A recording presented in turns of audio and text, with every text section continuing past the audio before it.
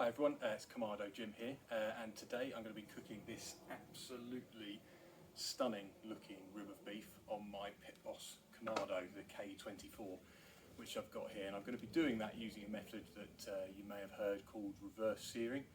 What that means in effect is that I'm going to start the process by cooking it indirectly.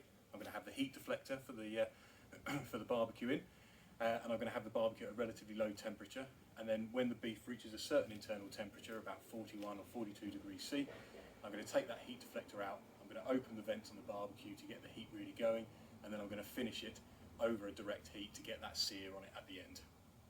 Now it's a 3.5 kilo rib of beef, so it's going to be quite a long cooking process. I always say to cook to a temperature, not to time, but I think this is going to take somewhere between sort of 3.5 and 4 hours in total. So as I say, first of all, cook it indirectly with the heat deflector in at a nice low temperature, and then finish it off over a direct flame to get that sear on the beef. And I think we should end up with something that is going to be absolutely lovely to eat on this glorious day. Because I'm looking for the temperature of the barbecue to be quite low for a long period of time, I'm actually only lighting it in one area. So I've got a couple of fire lighters there right in the middle of the charcoal, so I'm not going to be lighting the whole bed of charcoal. It's just going to be getting that middle bit, which will enable that temperature to stay nice and stable and quite low for a long period of time. Okay, so now we come to prep the beef, and I think really the key with something like this is to not overdo it. You're looking to enhance the flavour, not overpower it. There's so much flavour within this beef itself that we're not looking to take that away. We're just looking, as I say, to enhance it.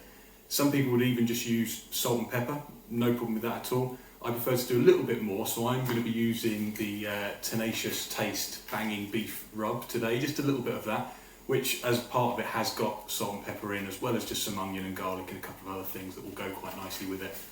So in terms of preparing, it's nice and simple really. A little bit of oil over the top just to give the rub something to stick to, and you are going to need to get your hands in and a little bit messy on this.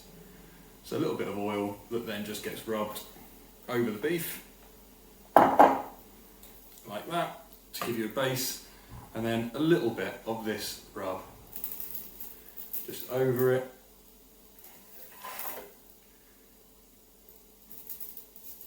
Get that rubbed right in, and as I say, I'm not using too much here because the beef has got such a great flavour, so it is just something to try and enhance that and bring that out a little bit more.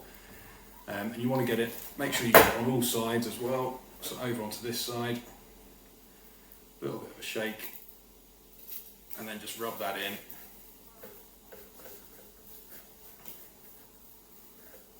And make sure it's there. And there you go, that's pretty much the prep for this bit of beef done. So the Kamado is now at temperature and ready to go. As you can see, we're at about 275 Fahrenheit. And the beauty with this type of cook is that you don't actually need to be too exact with that temperature. We're not talking about smoking this for 10, 11, 12 hours or anything like that. It is, you know, sort of 2-3 hours that it's probably going to be on there, maybe a little bit longer. So anything for me between kind of 240 Fahrenheit and 300 Fahrenheit will get you in the right area, just to make sure that some of that fat gets rendered on the beef, and we bring it up to temperature nice and slowly. So what I'm going to do now is just lift the lid on the barbecue.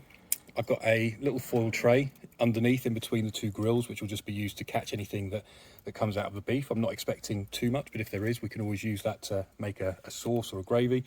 As you can see, I've got the heat deflector plate in and both levels of grill, and I'm just going to put the beef right on top there, ready to go. And we will close that up, and we will leave that there for a few hours.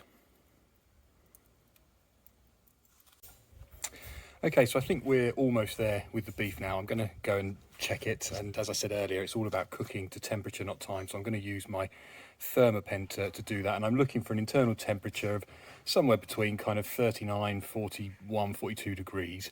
And then I will, if we have got that, then I will remove the deflector plate, open up the vents a little bit, and we will get that beef finishing directly. So let's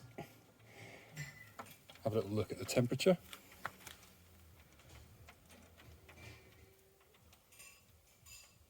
And that thermopen is reading exactly 40 degrees. I know you can't see it on there, but I can assure you it's reading exactly 40 degrees, which is perfect. It's going to check it in a couple of different spots to make sure.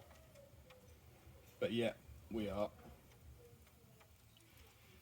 coming in exactly right, really. So I'm going to take the beef off now, and I've got a plate ready for it to go on. And then what I'm going to do, and you need to be careful here, you need a good pair of barbecue gloves to do this, is just remove the grills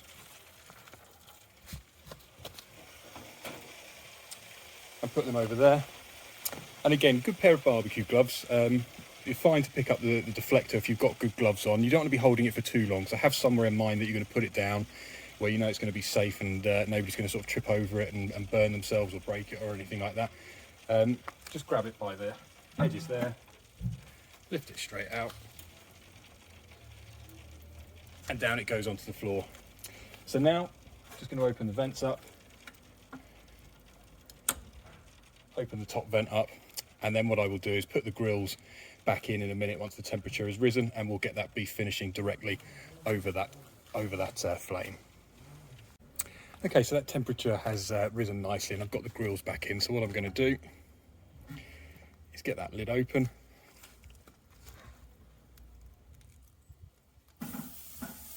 You can hear from that sizzle as you put the beef on that you've got it up to a nice temperature.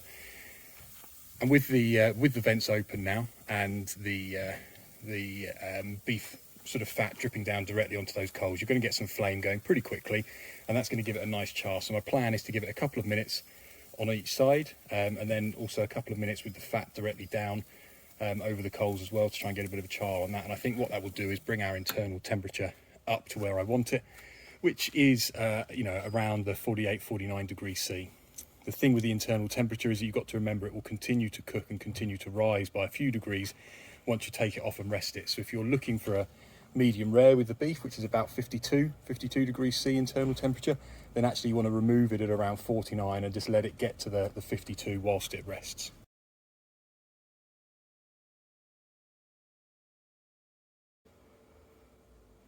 Great, so we got that up to temperature on the Kamado, got it up to sort of 42 degrees to then indirectly, and then took it to about 48-49 degrees directly over the flame. And as you can see, we've got a nice char and nice crisp on the outside, which is going to give some really lovely texture and flavour to that beef as well. I've then let it rest for about 45 minutes, just wrapped in foil as well. And it's at that period of time where actually the temperature will come up to the 52-53 degrees to hopefully give us a sort of medium to medium rare kind of finish to the beef. Now, I'm certainly not going to claim to be an excellent butcher, but when it comes to carving the rib of beef, you want to be looking to go down here along the bones really, and then the same at the bottom, and effectively take the beef off in one go. So we want to be going down here until you get to the bottom, and then exactly the same along there, which should enable us to remove that whole bit of beef from the bones. And I'll just put them over there and leave us with one chunk of meat to cut through. I'm just going to cut this in half just so we can have a little look at it now. And I'm just going to cut it straight down here.